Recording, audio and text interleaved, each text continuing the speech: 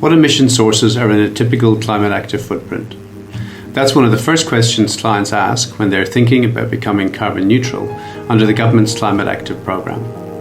I'm Patrick, co-CEO of 100% Renewables, a consultancy specialising in the development of climate action strategies.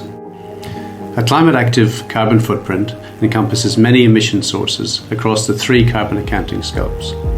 One of the first steps in getting certified under the Climate Active programme is to determine where you draw your carbon footprint boundary.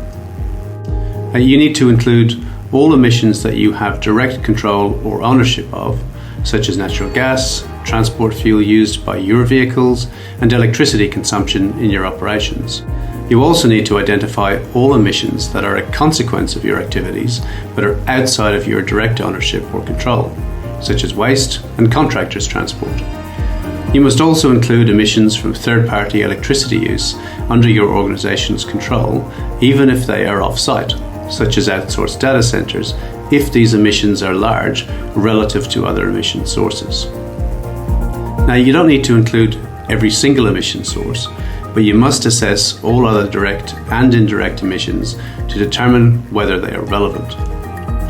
In our next video, Barbara and I will talk about the relevancy test and how this is applied to help you decide what to include and exclude from your carbon boundary.